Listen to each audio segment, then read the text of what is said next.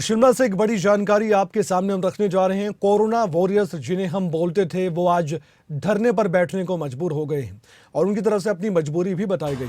Corona warriors ने सचिवालय के बाहर धरना दिया है। कोरोना काल में इन्होंने अपनी ओर से सेवाएं दी थी। स्वास्थ्य विभाग में इनकी नियुक्ति भी की गई थी। अब 4 महीने से इनको सैलरी नहीं मिल पा रही, घर इनका नहीं चल पा रहा। ये कर्मचारी अब दर दर की ठोकरें खाने को मजबूर है। सेवाएं देने के बावजूद भी इन्हें अब एक्सटेंशन नहीं मिल पा रहा। अब सीएम से मुलाकात करने की बात कही जा रही है। समय कब मिलेगा, कैसे मिलेगा, देखने वाली बात है। एक्सटेंशन नहीं मिला तो दूसरा रास्ता अपनाने की बात भी कही गई है। अब ये दूसरा रास्ता क्या होगा, इस पर भी नजर हमारी बनी हुई है। प्रदीप ठाकुर हमारे ब्यूरो जुड़ चुके हैं शिमला से हमारे साथ फोनलाइन पर। प्रदीप, चेतावनी सरकार को दी गई है कि अगर उनकी मांगे नहीं मानी जाती कोरोना वॉरियर्स की तो दूसरा रास्ता अपनाएंगे। ये दूसरा रास्ता क्या है? और दूसरा सवाल ये है मेरा, मुख्यमंत्री से बात करने की इन्होंने अपनी डिमांड तो की है, लेकिन क्या ये बातचीत संभव है? अभी दिख रही है आपको प्रदीप?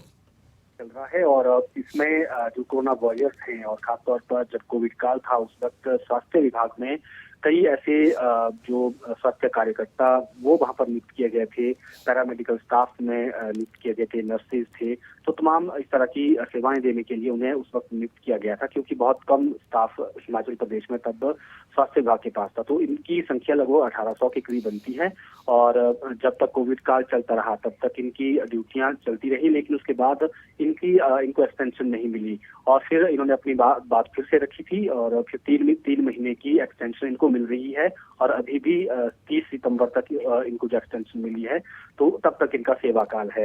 हालांकि ये कोई डायरेक्ट रिक्रूटमेंट नहीं है, केवल सिर्फ उस वक्त एक टेम्परेरी जो अरेंजमेंट्स के तहत इनकी नियुक्तियां हुई थी, लेकिन इनका कहना यह है कि हमने कोविड काल में अपनी सेवाएं दी हैं, तो ऐसे में हमारा भविष्य अब सुरक्षित किया जाए और मुख्यमंत्री से मांग की है कि ये तय किया जाए कि अब अगले महीने से भी इनको एक्सटेंशन मिले, यानी 30 सितंबर के बाद भी इन्हें एक्सटेंशन जो है वो इस महीने से एक्सटेंशन जो है इनको मिलनी चाहिए और इनकी सेवाएं कंटिन्यू रहनी चाहिए।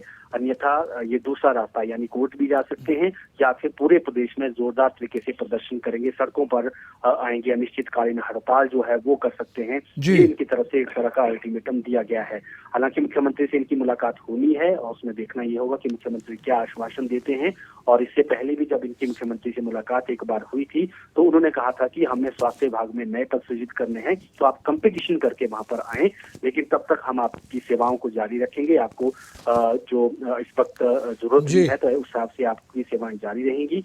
लेकिन जिस तरह से प्रदेश में हमेशा मुद्दा भी रहता है कि जो बैकडोर एंट्रीज है वो उनको कंटिन्यू नहीं किया जाना चाहिए और उसमें कई बेरोजगार संगठन भी सवाल उठाते रहते हैं, लेकिन इनका क्या तर्क सिर्फ ये है कि हम कोविड काल के उस बुरे वक्त में हमने सेवाएं दी हैं, तो हमारे ऊपर मानवीय दृष्टि से हमारे ऊपर जो है सरकार को सोचना चाहिए और एक्सटेंशन भी और इनका भविष्य जो है वो सुरक्षित किया जाना चाहिए।